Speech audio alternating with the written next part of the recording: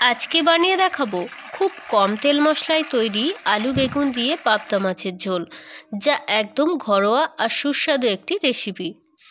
পাবদা মাছ নিয়েছি এখানে 4 পিস, আলু নিয়েছি একটা বড় সাইজের, আর বেগুন নিয়েছি একটা বড় সাইজের। আলুটাকে ছাড়িয়ে লম্বা লম্বা পাতলা আকারে কেটে নেব। যেহেতু বেগুনের সাথে রান্নাটা হবে, আলুটাকে একটু পাতলা করে কাটতে হবে।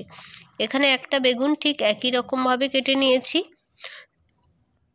আর গরম ভাতের সঙ্গে এই পাবদা মাছের ঝোল খেতে কিন্তু দারুণ লাগে বন্ধুরা। দেখুন, আমি মশলা হিসাবে আদা নিয়েছি কেটে, 3 কোয়া রসুন, 2টো কাঁচা লঙ্কা আর একটা মিডিয়াম সাইজের টমেটো নিয়েছি। মাছগুলোকে পরিষ্কার করে ধুয়ে 1/2 টিস্পুন হলুদ গুঁড়ো, খুব অল্প লঙ্কার গুঁড়ো আর স্বাদ মতো লবণ দিয়ে ভালোভাবে মাখাতে হবে। আপনারা চাইলে কয়েক ফোঁটা সর্ষের তেলও ব্যবহার করতে পারেন, তাহলে মাছগুলো ভাজার সময় কিন্তু ফাটবে না। ঠিক এইভাবে মাছগুলো মাখিয়ে কয়েক মিনিট রেখে দেব। এর মধ্যে মশলাটা আমি রেডি করে নেব। আপনারা চাইলে শিলনোড়ায় বেটে নিতে পারেন, আমি এখানে মিক্সিতে ব্যবহার করছি।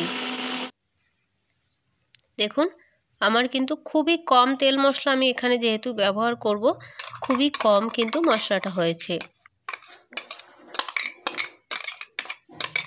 ঠিক এইভাবে কিন্তু মশলাটাকে আমি রেডি করে নিয়েছি। অন্যদিকে কড়াইয়ে আমি গরম করে পরিমাণ মতো তেল দিয়ে দিলাম। তেলের পরিমাণটা একটু বেশি লাগবে, যেহেতু পাবদা মাছটা ভাজতে কিন্তু অনেক সময় দেখা যায় কড়াইয়ে কিন্তু লেগে যাওয়ার চান্স থাকে। তেলের পরিমাণটা একটু বেশি দিলে সেই ভয়টা কিন্তু আর থাকবে না। দেখুন, আমি এখানে 4 পিস কিন্তু একবারই ভাজবো। তেলটাকে কিন্তু হাই হিটে ভালোভাবে গরম করতে হবে।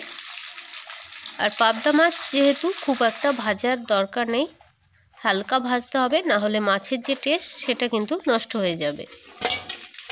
মাছগুলো আমার ভাজা হয়েছে, একে একে তেল ঝরিয়ে তুলে নেব। যারা সুচির রান্নাঘরে প্রথম, তাদেরকে একটাই রিকোয়েস্ট করব, যদি আমার এই ভিডিওটা ভালো লেগে থাকে প্লিজ চ্যানেলটাকে একটা লাইক দিয়ে সাবস্ক্রাইব করে নেবেন। মাছ ভাজার তেলে কিন্তু আমি আলু বেগুনে হলুদ লবণ মাখিয়ে ভেজে নেব। যারা এখনও এই রেসিপিটা বাড়িতে বানাননি, একবার হলেও কিন্তু ট্রাই করবেন, আশা করি আপনাদের খুবই ভালো লাগবে। আলু বেগুন আমি হাই হিটে 1 থেকে 2 মিনিটের মতো ভেজে নেব। দেখুন, বেগুন আর আলুর মধ্যে কালার চলে এসছে। ঠিক এইভাবে কিন্তু ভাজা আলু বেগুনগুলো একটা প্লেটের মধ্যে তুলে নেব।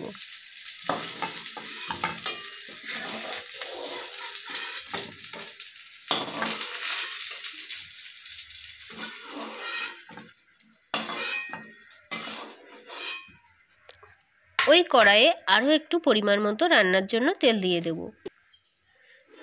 এর মধ্যে দিয়ে দেব 1/2 টিস্পুনের মতো গোটা জিরে, আর দিয়ে দেব 1/2 টিস্পুনের মতো কালো জিরে। এখানে আমি 2 রকম ফোড়ন ব্যবহার করছি, আপনারা চাইলে যে কোনো একটা ব্যবহার করতে পারেন। ফোড়ন থেকে যখন একটা সুগন্ধ বেরোবে, এর মধ্যে আগে থেকে তৈরি করা যে মশলার পেস্টটা আমি বানিয়েছিলাম তেলের মধ্যে দিয়ে দেব।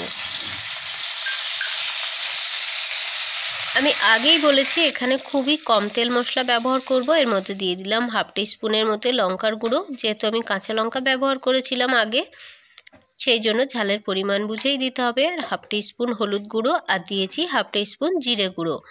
কালারের জন্য সম্পূর্ণ অপশনাল, আপনারা চাইলে কাশ্মীরি লঙ্কার গুঁড়ো দিতে পারেন। আমি এখানে স্বাদ মতো লবণ আর খুব অল্প কাশ্মীরি লঙ্কার গুঁড়ো দিয়েছি। ভালোভাবে সমস্ত মশলা দিয়ে কিন্তু তেলের মধ্যে এইভাবে মিডিয়াম হিটে কষাতে হবে, কোনোভাবে যেন মশলাটা পুড়ে না যায়। মশলা থেকে যখন তেল ছেড়ে দেবে, এর মধ্যে আমি আগে থেকে ভেজে রাখা আলু আর বেগুনটাকে দিয়ে আবারও ভালোভাবে কষিয়ে নেব। বেগুন যেহেতু খুব নরম হয়, সেজন্য খুব সাবধানে নাড়াচাড়া করতে হবে। আর বেশিক্ষণ কষানোর দরকার নেই, কয়েক মিনিট কষালেই কিন্তু হয়ে যাবে। দেখুন, আমি কিন্তু লো হিটে এটা হালকা কষিয়ে নিলাম। এর মধ্যে কিন্তু আপনারা চাইলে উষ্ণ গরম জল দিতে পারেন, আমি এখানে ঠান্ডা জল ব্যবহার করছি। পরিমাণ মতো জল দেওয়ার পর যখন ঝোলটা ফুটে যাবে, এর মধ্যে ভেজে রাখা পাবদা মাছগুলো দিয়ে দেব। দেখুন কতটা সুন্দর কালার চলে এসছে। এর মধ্যে একে একে ভেজে রাখা পাবদা মাছগুলো দিয়ে দেব।